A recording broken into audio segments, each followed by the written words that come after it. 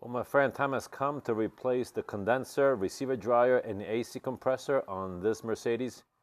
Let's dive into it. We're going to talk about prices, where to get this stuff, and then we'll talk about the procedures, how to make this happen. Let's jump right in. First things first, let's talk about what we're going to need. We are replacing the compressor. This is a Denso compressor.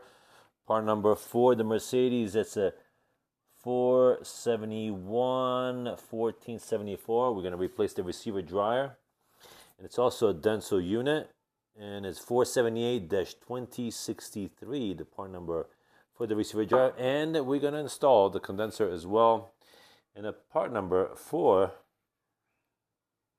the condenser is 94568, and it's a Nissan unit. I don't know if you could tell.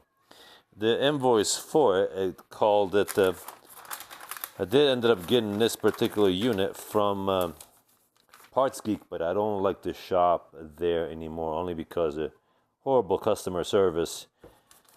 Anyway, the part number, it's also N1 94568 for the Nissan condenser. Now, this particular assembly that we're dealing with right now calls for this specific oil. Right here, this is specific oil for the Denso assemblies, which is ND Oil 8, designed and formulated for R134 refrigerant. Now that we talked about what we're gonna do, what we're gonna replace, let's talk about some prices and where to get them. The Denso compressor 471 1474, you could pick it up of FCP Euro. Now, mind you, this is 2026. We're in July. That's the prices for it. And and if you look, it comes out to about $454.99. That's probably before taxes and shipping. And you might even get shipping for free after a certain amount of dollars. Mind you, the reason why it's this expensive, it is an OEM unit. As far as the receiver dryer, it's relatively cheap. It's from Auto House AZ. And you could pick it up for $27.99, obviously before shipping and taxes. Now, the condenser, which is a Nissan, you can pick it up from AutoZone. If you have an AutoZone nearby, you have them order for you. 94,568 is the part number for it, and price for it is about $120 before taxes. As far as the oil goes, let me see, I believe I have it pulled up on Google. It varies in price, and you're not going to find it in the local auto parts stores. You might have to order, and it's around $20, or depending on where you get it, obviously. And once you get it shipped to you, obviously there's going to be some taxes probably and shipping involved. Oh, what did I do? And this is a premium double-end caped poly alkaline glycol peg refrigerant oil specifically designed for Denso and R134A refrigerant. So we talked about the actual parts, part numbers for them, the prices for them. Now let's jump into this job, because the wife is already getting mad at me that I haven't gotten this job done yet. Also, you can buy yourself a kit of seals and O-rings for this job. The part number for it is right here. AC O-ring kit. MT2752 or S0847E01. I don't expect it to be very much, but there it is right here. Now, mind you, also the parts come with their own O-rings. The condenser came with its own O-rings, but as for the compressor, we don't. I'll have to replace them. And this one also came with its own O-rings. All right, so let me set you up on a stand, and we'll get rolling with this job and what it takes to make it happen. Obviously, first order of business, or it may not be obvious to you, the first thing we have to do before we even start taking apart compressor, condenser, receiver dryers, and whatnot, we have to get the refrigerant out of the car. And this is the setup I'm going to use.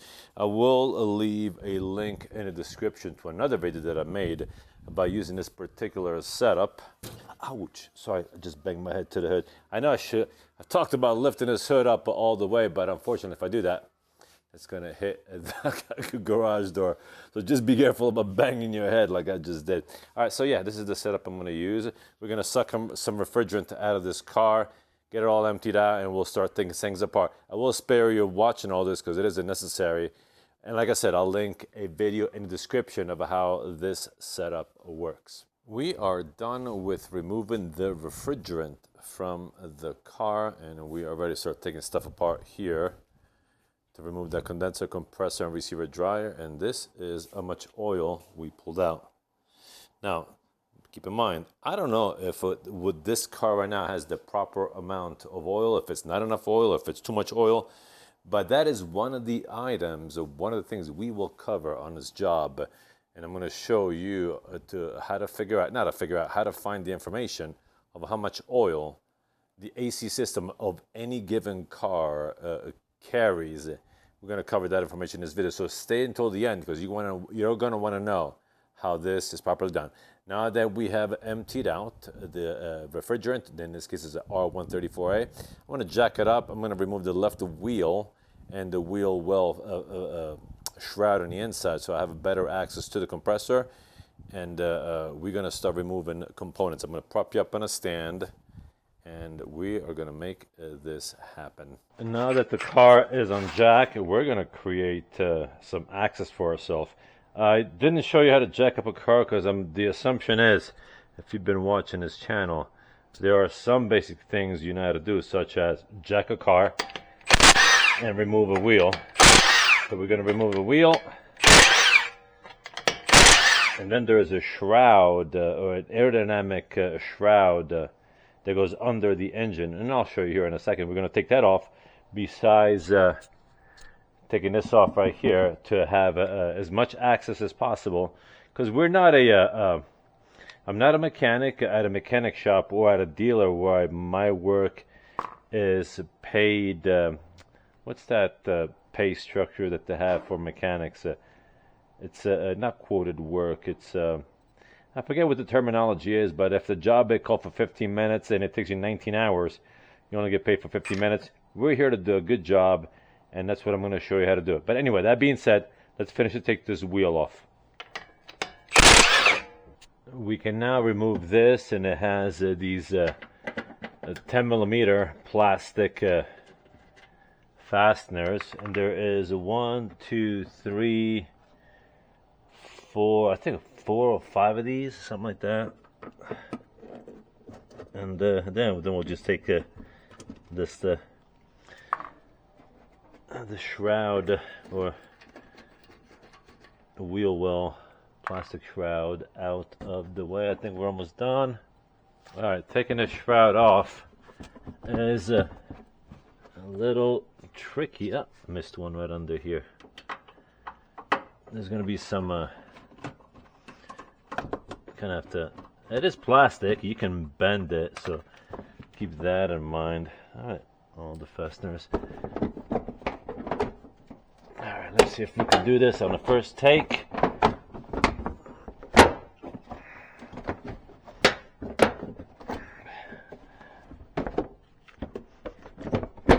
There it is. And that's how you take this up. And here is the compressor right there.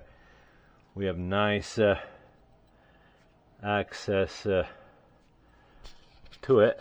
So if when time comes to disconnect the hose and electrical connectors, it's going to be right there. This is another reason why I like to open this up. Okay, now let's remove the plastic shroud under the front for the pulleys and belts and whatnot. Next thing we'll take off is the shroud. There are 2, 4, and 6 screws total. These are just retainers for this plastic shroud.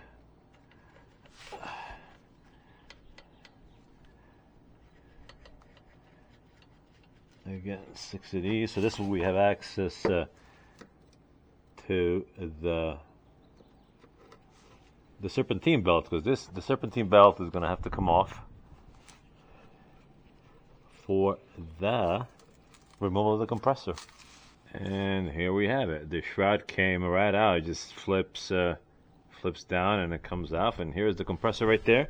And actually, we should be able to see the receiver dryer as well. I don't know if you can see it. Here it is, right here. It's right here. Access will be interesting, no doubt, because it is connected to, looks like it's connected to the radiator. So yeah, we might have to remove some components out of the way just to fully have access to everything without any interference, such as the fan. We might have to take the fan off just to get to the receiver dryer, have some access to throw some tools in there. Well, we'll see. We might be able to do it from the front. And but next thing we're gonna do is let me get up. I'll show you guys what we're gonna do next. Okay, next thing we're gonna do is in order to remove this primary structural element right here, we will have to remove these bolts here, all of these, to lift this up and out of the way. And to do so, we will have to remove these headlights. And to remove these headlights, we'll have to remove these right here.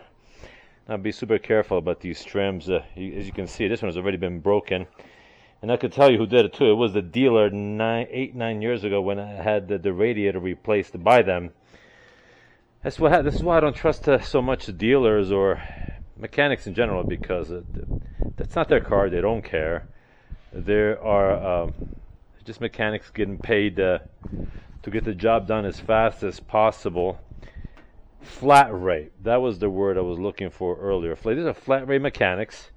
If a job calls for 5 hours and they get it done in 2, they get paid for 5. If a job calls for 3 hours and they get it done in 7, they get paid for 3 hours. So, and because of that, there's not incentive to be careful about owner's belongings. Anyway, let me show you how to take these headlights off. How we're going to do one, we're going to do the other one as well. So let's give ourselves some access for this job. All right, to remove this trim on the bottom here, there is this clip here. You're going to finagle it downwards so that it loosens up, and undo the bottom like so. Now this thing is pretty much loose. Just be super careful. You have to be super gentle. Try not to bend it any more than necessary. There it is. That's how it came out. So now that this out, let's put this aside. And the headlights are these, they're 10mm bolts. There's one on top of here.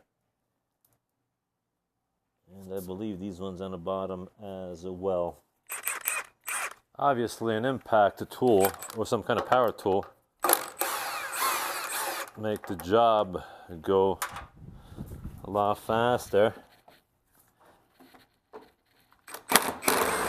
Okay, your connectors, they're clip-like, so just be super careful.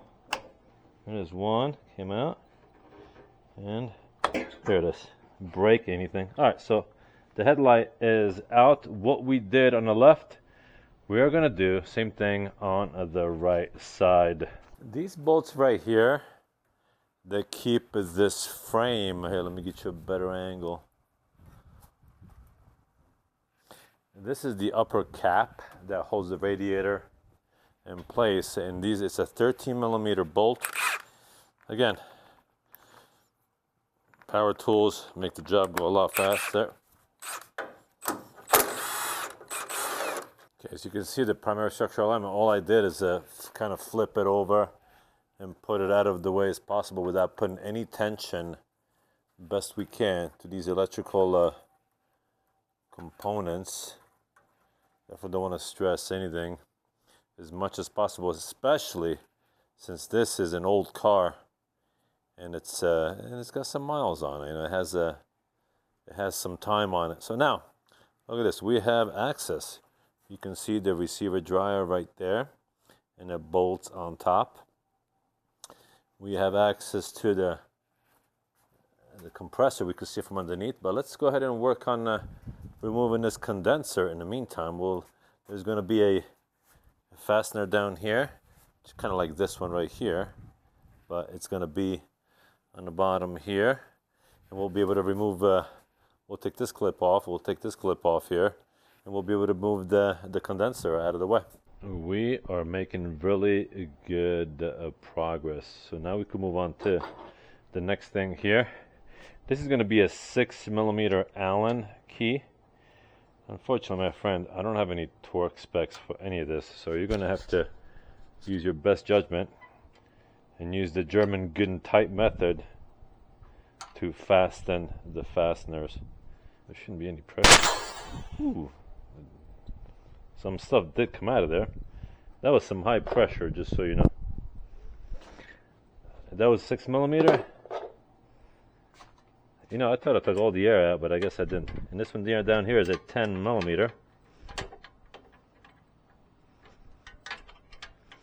Just to give you an idea of how high a pressure these systems can be. As always, my friend, use protection. Don't get her pregnant unless you're willing to have a family. And if you're working on the AC system, use safety glasses, use gloves. Now, I did remove the vast majority of the gas out of this system, so I'm not too worried. Okay, got the bottom bolt out as well. And this should just pop right out. I don't know if you can see.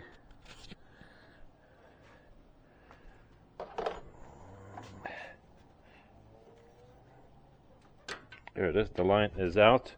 So we can now, we're almost there with the condenser, 10mm. These fasteners right here. Nothing crazy. There's one.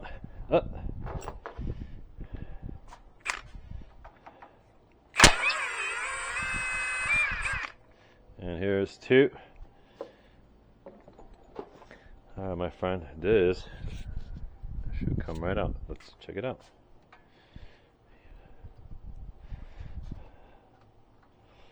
Alright, let's get some stuff out of the way here.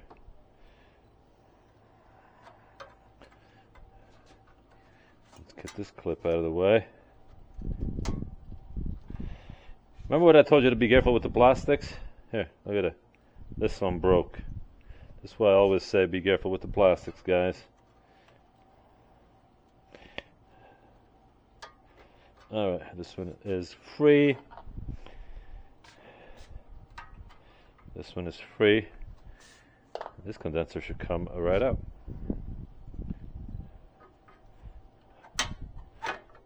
Alright, here we go. Alright, my friend. The first one of 3 pieces for this AC system overhaul, if you will, is out. The 2 lines that go on top of the receiver dryer, they're also 10mm. It is an unfortunate situation that I don't have a torque specs for this stuff. It really is an unfortunate thing. But we will do our best. They're good and tight. They're not crazy tight, but they're on there for sure. Alright. Alright. This line. Yeah, look at that. We could take this whole line off. This line is free. We could put this here with it.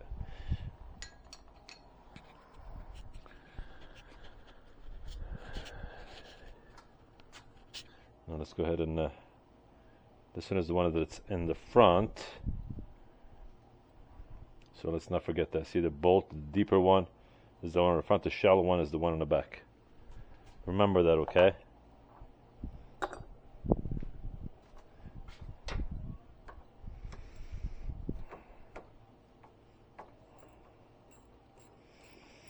This is all high pressure lines. Alright, so we can take this line off as well. Here we go. So now that the lines are free, we should be able to be careful, by the way, guys, when the time comes to put these lines back on, let's not have any dirt on it. Let's keep the lines as clean as possible when the time comes to put these back. And now let's go ahead and take this receiver driver off this bracket here. The bit itself that we're going to use for it, it's very small. It's a E6. It's E6.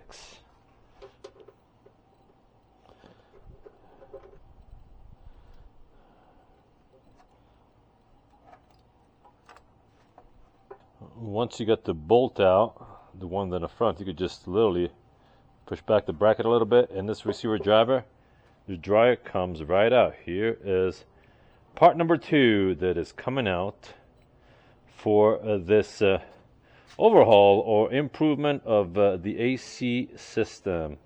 Alright, the last thing we have to remove is the compressor, which consists of 3 bolts that mounts onto the engine block. We have a belt we have to address, 2 lines, one low, one high pressure line, the low pressure line that comes from the evaporator, and the high pressure line that goes to the receiver dryer, to the condenser, and so on and so forth, and the electrical connectors. So let's get started with the belt first. What we'll do is there's a belt tensioner right here. There's a 17 millimeter bolt right under the idle pulley.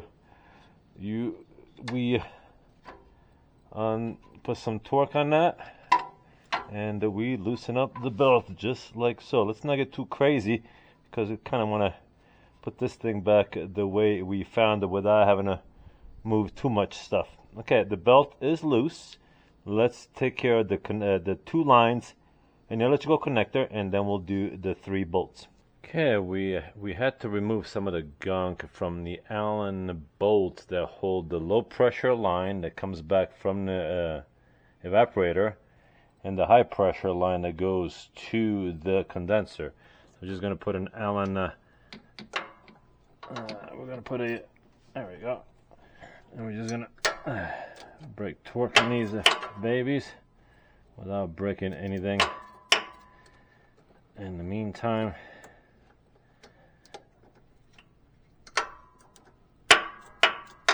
okay, should be able to just take these bolts off like so.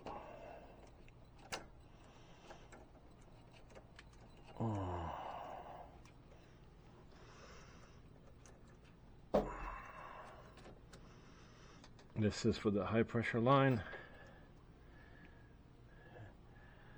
and this is for the low pressure line. See why I wanted to take the wheel. Why make it hard for yourself? Why make it hard for yourself? Make it easy for yourself. It's for you anyway, it's not for anybody else. Alright, and this is the low pressure line. Okay. Alright, so now we could pop these lines out.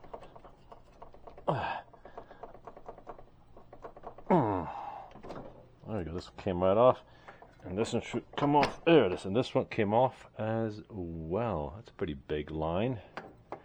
Alright, we have removed the lines, and now it's time for the electrical connector. Now keep in mind, this connector, in my case, it's been connected to this compressor for the last 22 years.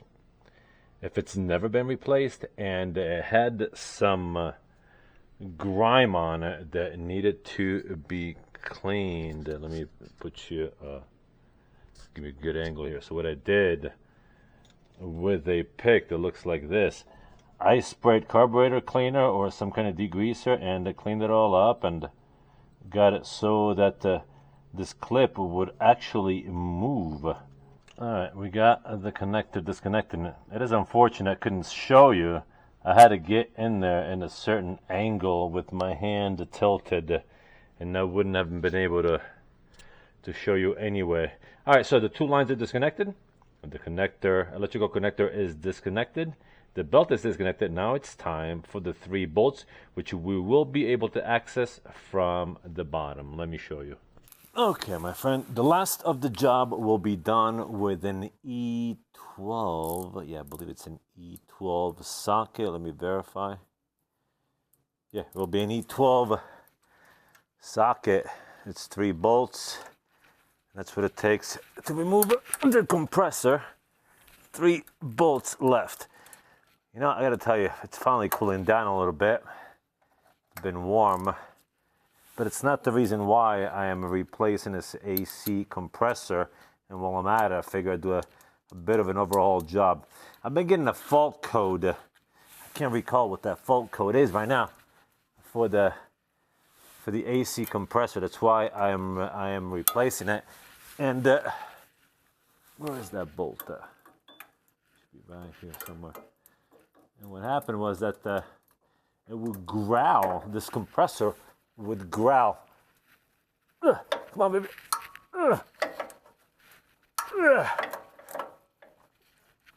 It was growling at me. This thing would growl.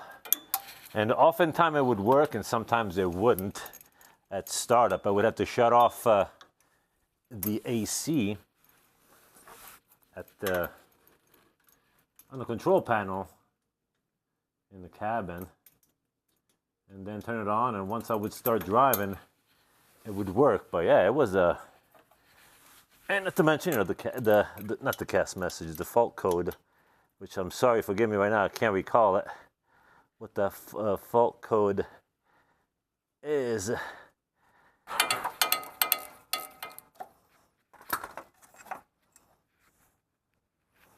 All right, there it is.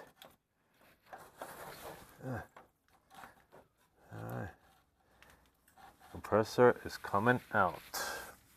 And time has come to do the reverse order. We are now going to install the new compressor, the new condenser, and we are going to install the new receiver dryer there. But before we do all of that, we have to flush any extra oil that is in the system, because we do not know how much oil this system has, whether it's too much or too little. We do know this, that there's a total of 6 ounces of oil in the AC system, and the compressor comes with 5.1 ounces of oil.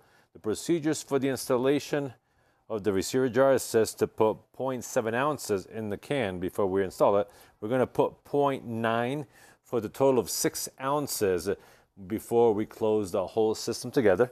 For the flushing, we're going to use a tool number 57337. It looks like this. We're going to hook up an air line, and this is the product we're going to use. You can use isopropyl alcohol. I'm going to use this because it's supposedly pretty fast drying.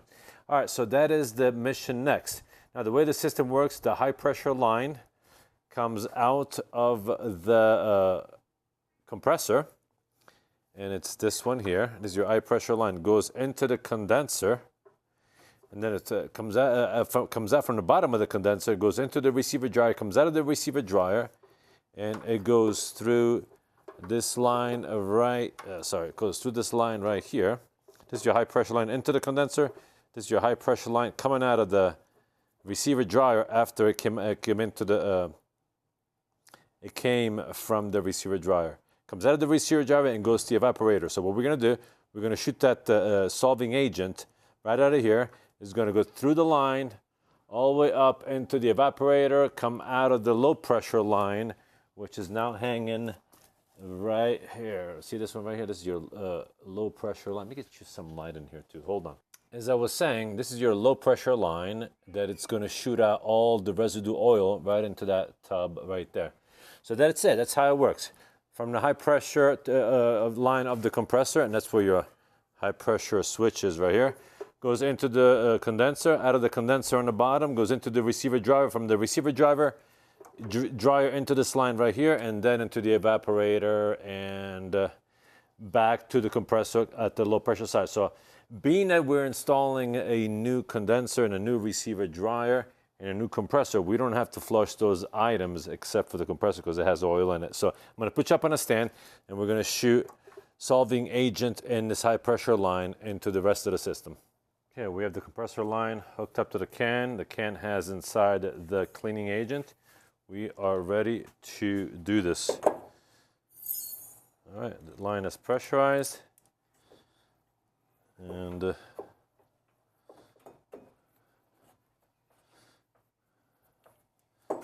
let's do this.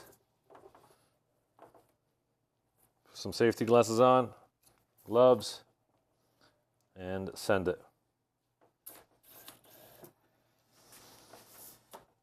All right, my friend, the flushing is done. That was messy, I'm not gonna lie.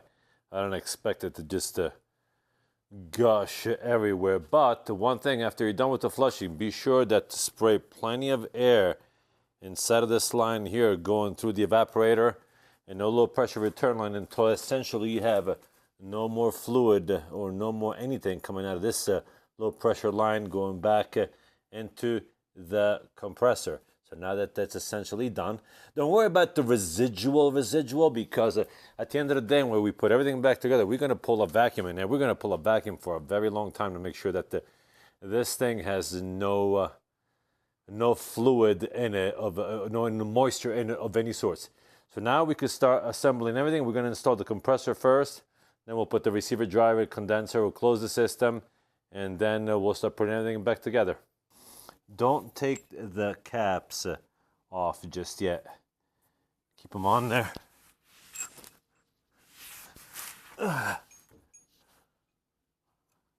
Be careful, nice and easy.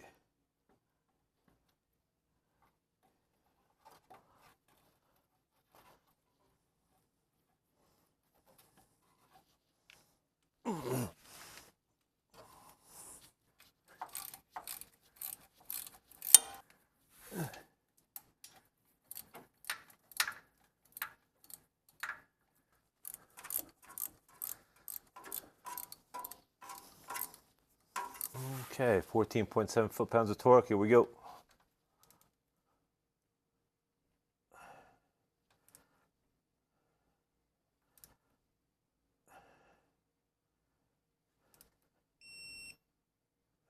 All right, my friend, the compressor is in. The rest should be relatively easy. It's getting dark out. It's been a long day.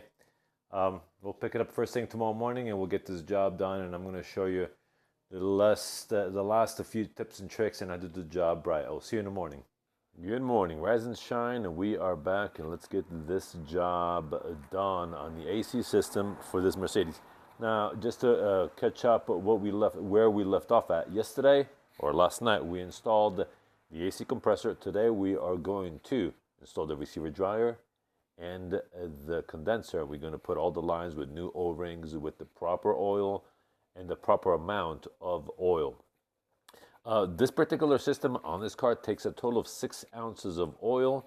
The compressor comes with 5.1 ounces. We're going to pour 0.9 ounces in the receiver dryer before we put it all back together.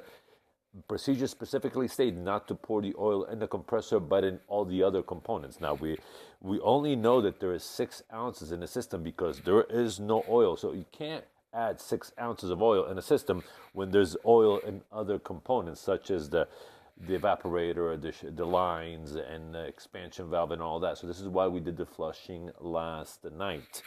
Always make sure you run plenty of air to assure that all liquids are out of the lines. Now, that being said, let's get into this and let's finish the job and make this happen. All right, first order of business is to get the oil in the system. Like I said earlier, there's already 5.1 ounces of this oil right here, ND Oil 8. It's a Denso oil, and it's exactly the same one that it's in the compressor. Do not mix oils. By God, do not mix oils. Even though there's some R134A peg oils out there, don't mix them. It will not work properly, reduce the life of your system, and so on and so forth. Now, we have to still put in 0.9 ounces of fluid in the system. 0.9 ounces equals 26.61 mLs. So we're just going to use this beaker here and go to 27.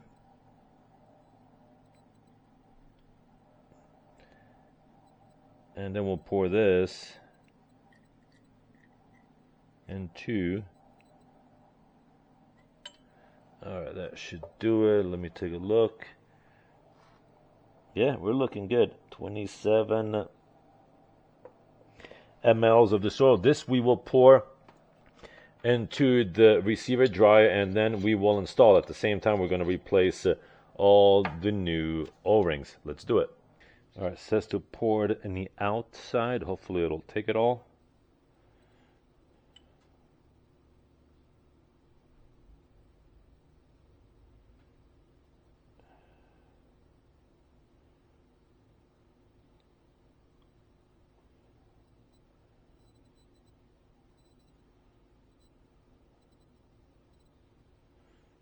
All right, took it all. Beautiful. So now,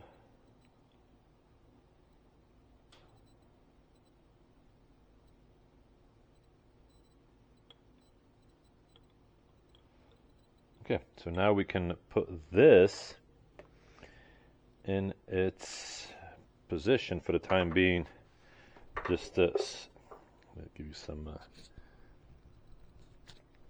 put this in its place.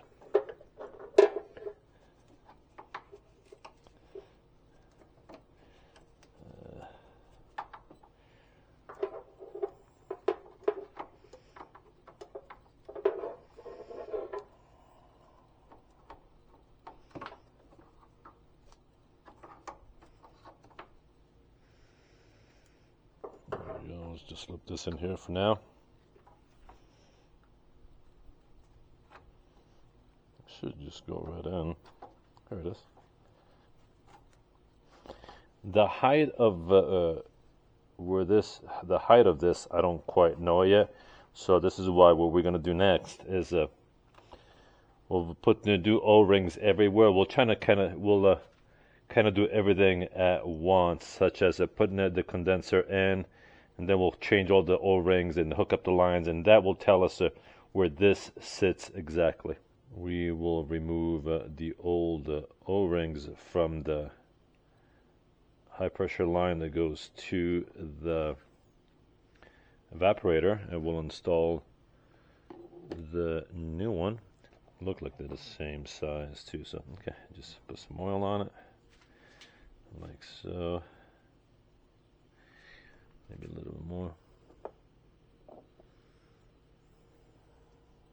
There we go.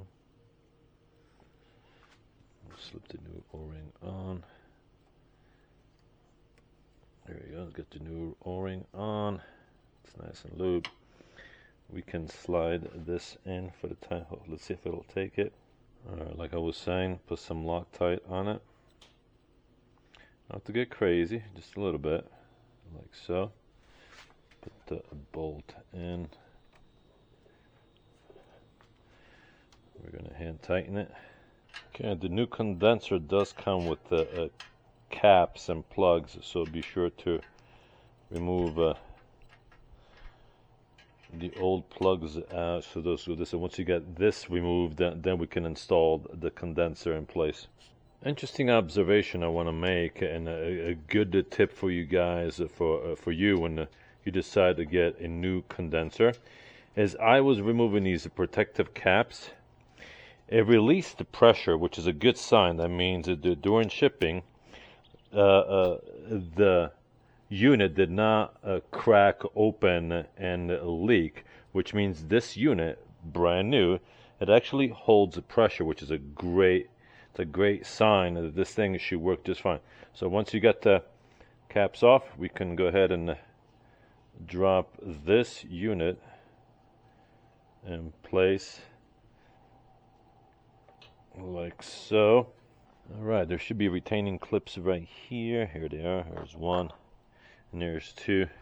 These are retaining clips for the hardware of the condenser.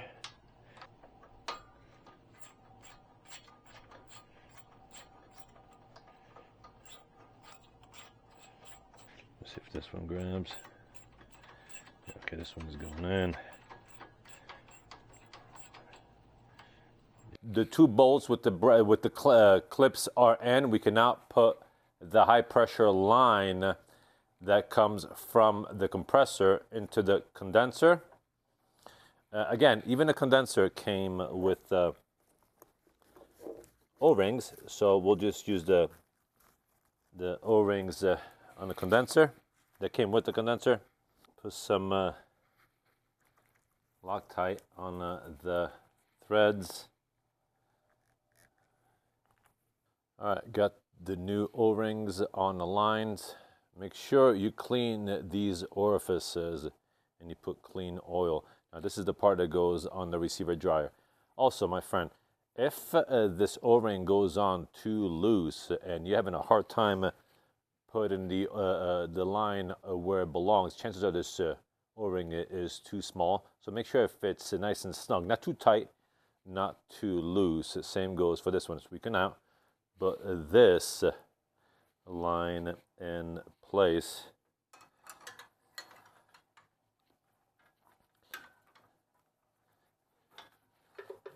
All right.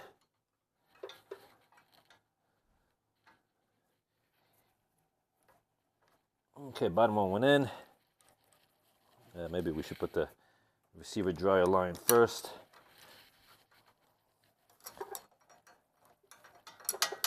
Yeah, the receiver driver line is in. So now we can rotate it and put the bottom one in. There it is. Both of the lines are in. All right, and the bottom one is the 10mm bolt right here.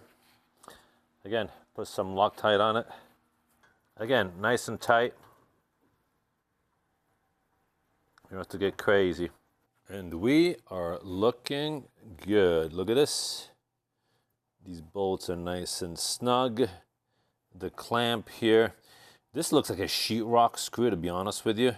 So it just nice and snug, nothing crazy, just enough to clamp this receiver dryer. And the size for that is an E6. It's an E6 socket, super small star-like socket. We got the high pressure line coming from the compressor hooked up to the condenser. We can, let's say, tuck this in like so. So we are done with this. Once we put the cross member on top back in place, it'll be fine. Down here, 10mm bolt, nice and snug. That is in place. 10mm bolt, this is done. 10mm bolt, this is done. We are done right here. Technically, we could put the cross member on top of the primary structure element beam, but before we do that, let's go ahead and hook up the high and low pressure line onto the compressor. Let's do that. Actually, let's go ahead and flip this back to where it was now, because I'm gonna need some space for illumination. Whew, there's some dust and dirt. Just be super careful. Okay, put the clamp back on. And we're gonna twist this baby around like so. Keep in mind the radiator goes inside of these holes right here. Make sure you don't bind anything.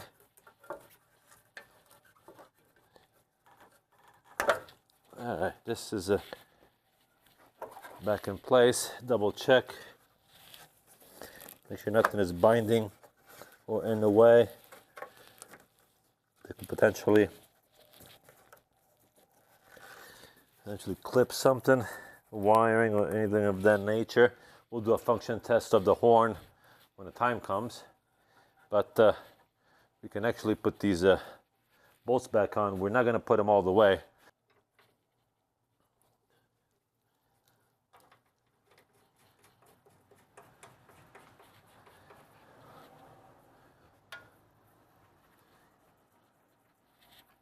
We can cinch these bolts down.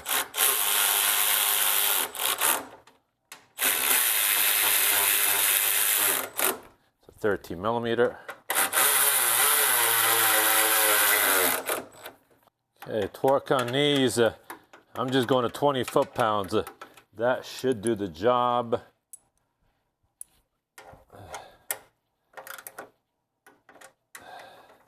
It'll be sufficiently tight. All right, the first thing we're going to do is reconnect the electrical connector. Next, we take these plugs off with a 6mm Allen key.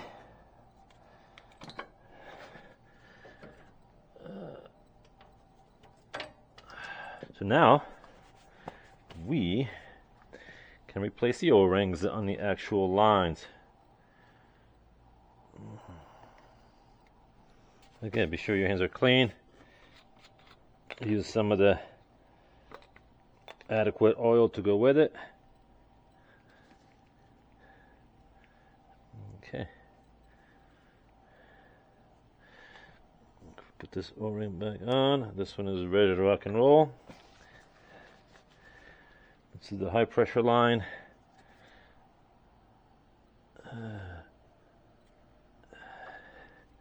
We can now insert the lines into the compressor. We'll start with the high pressure one first.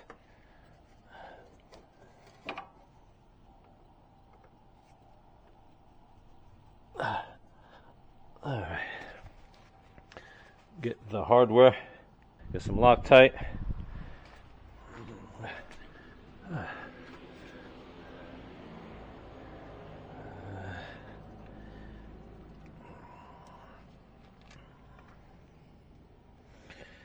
Okay, when I removed them, the one on the front did not have a washer.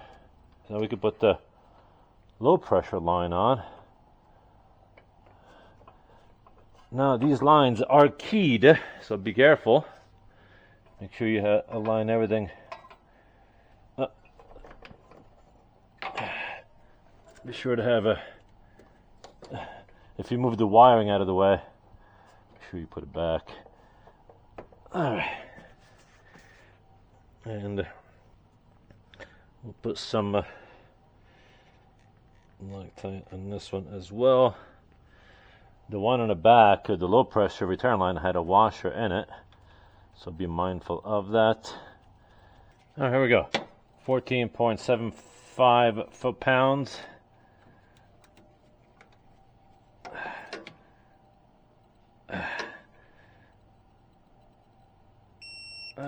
One, that's the high pressure line. Low pressure line. And high pressure line is also torqued. All right, we are done. The system is closed. We can officially pull a vacuum, make sure that this system is leak free. And while that's happening, we could put all the shrouds, the headlights, and all that back together. All right, we have the vacuum hooked up to the manifold, which is also hooked up to the service tank. This eventually will go on a scale on the ground, but this valve is closed for the time being. But we have the rest of the valves open, and we haven't opened that one yet, so we're going to open this valve, and you do so by turning it clockwise. That opens the Schrader valve, and we're going to do the same thing right here. And all right, pull back a little bit, open and pull back a little bit. All right, so now we could pull a vacuum. I did leave these valves open. I'm going to suck some of the oil that it's in here.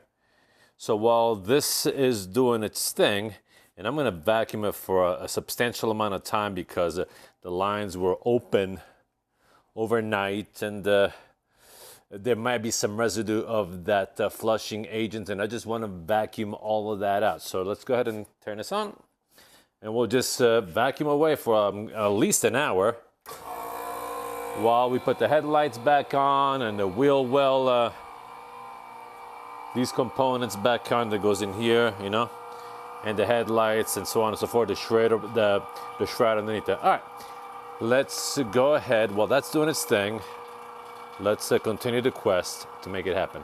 All right, food for thought before I put this wheel shroud back. You notice that I put zip ties around these connectors.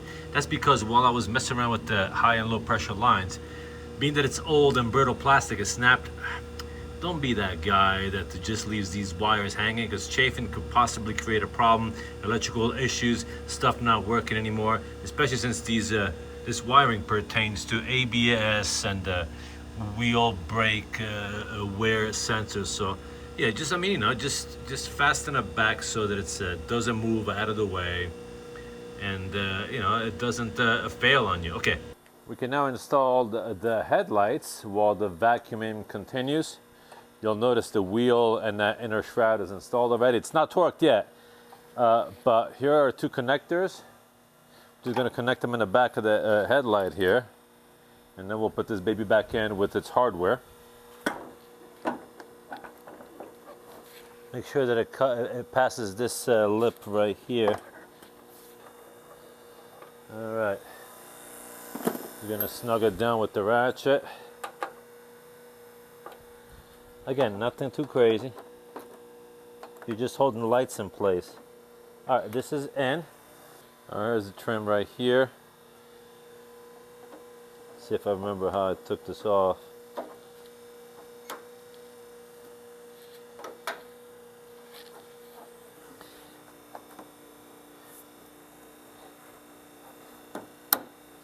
And voila, just like that.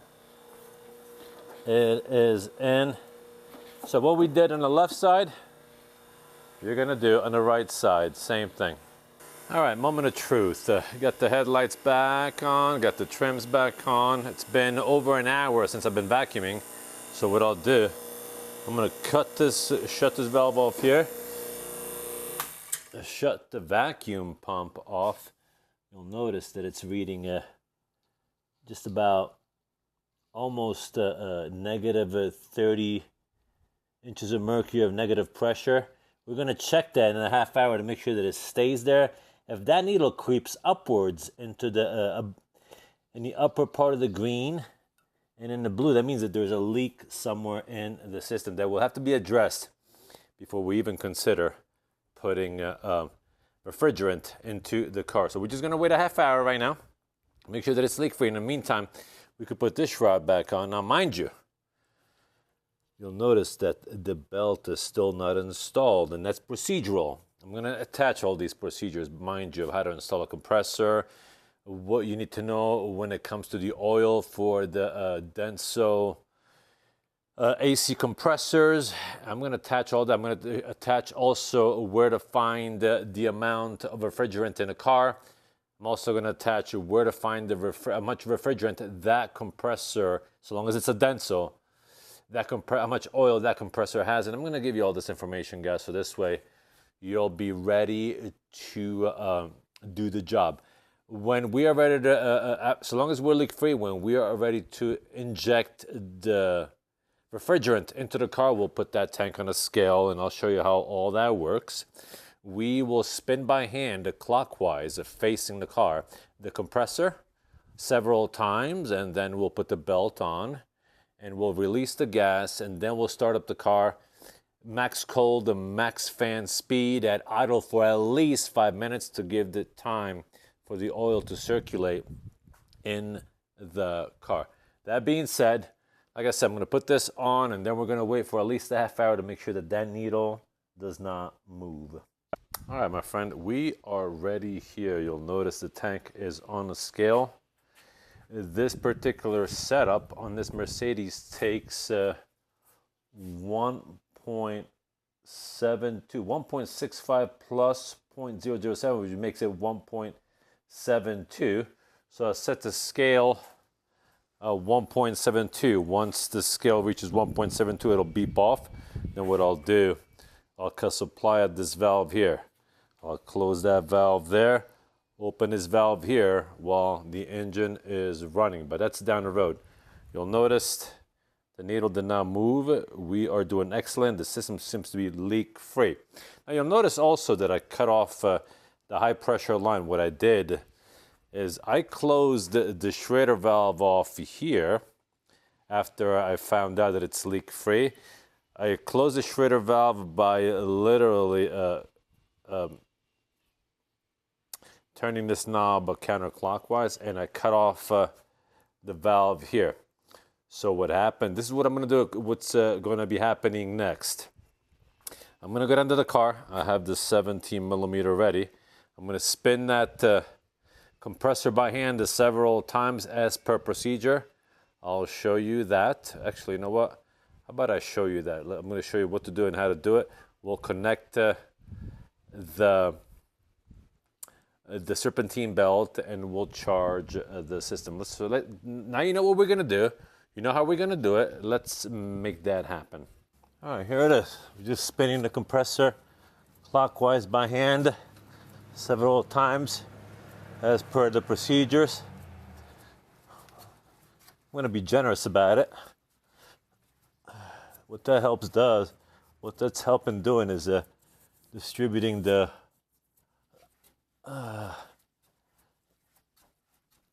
oil.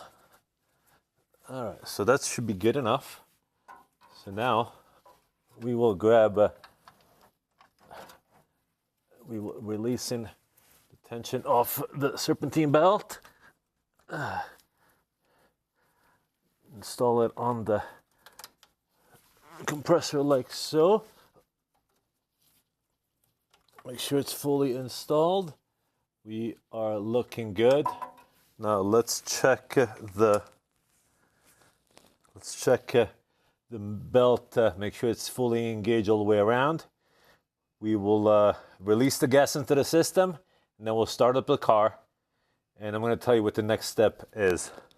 All right, I double check on all the pulleys, and it looks like they're all fully engaged. We are looking good, buddy. We are looking good. All right. Now, that being said, let's release the gas into the system. You'll notice the vacuum is cut off. Supply line is open. Now, mind you, what did we do here before we did all this? We vacuumed every line from here and into the manifold, and we vacuumed not only these lines, but we also vacuumed the whole system to make sure that there's no impurities. So what we're going to do is we're going to open this tank right here, and we're only feeding into the low pressure side. You'll notice it's closed because the low pressure side will literally go into the compressor, and it's going to backtrack into the evaporator and into the condenser and so on and so forth. All right, so let's do this. Open this valve right here. Ooh, it's tight. All right, here it is. We are releasing gas.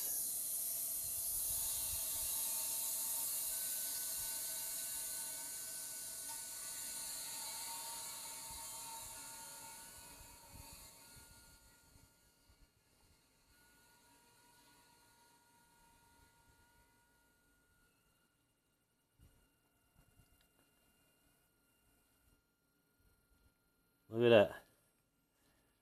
We are about a quarter pound of R134A into the system. You'll notice there's the pressure on the low end side.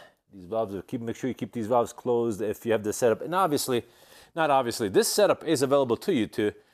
I'll have links attached to this video. So if you want this setup for yourself, you can get it also. Again, the high pressure side is closed. Now let's go start up the car.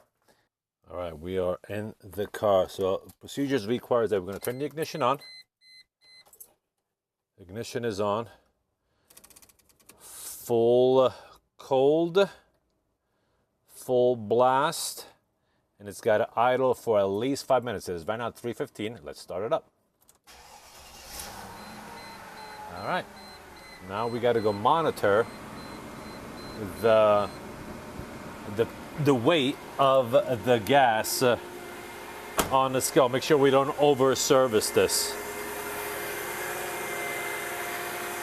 There we go. Once we get to 1.72 pounds or 1.71, we can actually cut this supply valve right here. So that's what I'll be monitoring. That's what I'm going to do. Okay, we stopped it at 1.71 from this valve right here. So I can now close this valve right here.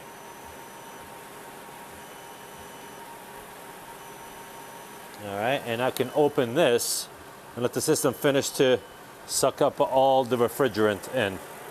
And we can actually shut this off as well.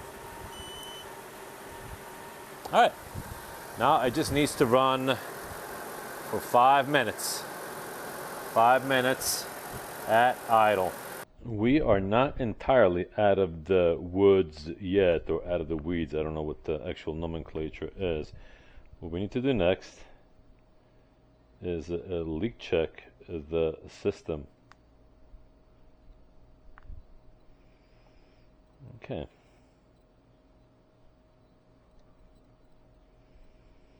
It needs to warm up for a little while. Have another 20 seconds. And then what we'll do with this particular device, which senses leaks of gas, we will literally put that probe at every point that we cracked open, meaning this high pressure side here, the line right here that we that we opened, that we're going to check. We're going to check the receiver dryer. We're going to stick the probe in there.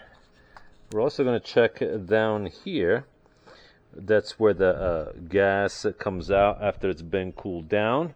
We're also going to check at the compressor. So we're going to make sure that everything is good to go. All right, here it is. The machine is ready. Now, so you have an idea how this thing works. All right.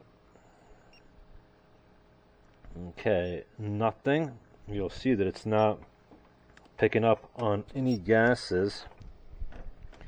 Putting the probe right there. Now let's go ahead and check where the gas comes in. All right, we have nothing also. All right, let's stick it in the receiver dryer, see if anything. There is no gas being picked up at the two lines going into the receiver dryer. All right, so we could close this up. Now let's go at the compressor. Actually, there's something else we need to check. Right where we charged the refrigerant, there is no leaks at the low pressure line. And there we go, at the high pressure side.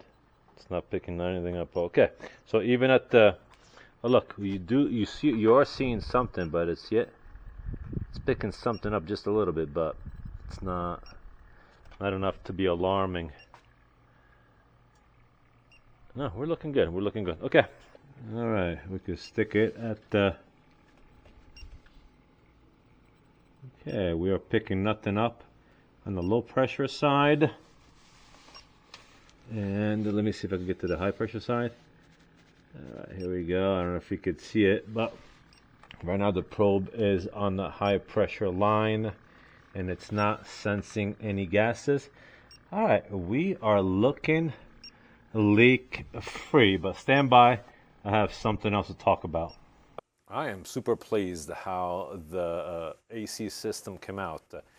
In a triple digit temperature, right now it's 102 degrees outside. This thing used to blow 58, 60 degrees. This AC is never blowing as cold. It's reading 102 outside. Usually when it's 102 or triple digits, it'll blow 60 degrees. It's now blowing at 40 degrees. Huge improvement on the cooling aspect of it all. But what I specifically like about this whole system, it was done right. It's leak-free and it has the proper amount of oil in it. Now all we have left to do is install that shroud, that aerodynamic shroud that goes under the oil pan right there. We'll downjack the car, we'll torque the driver's side wheel to 110 foot-pounds. Don't forget to do that.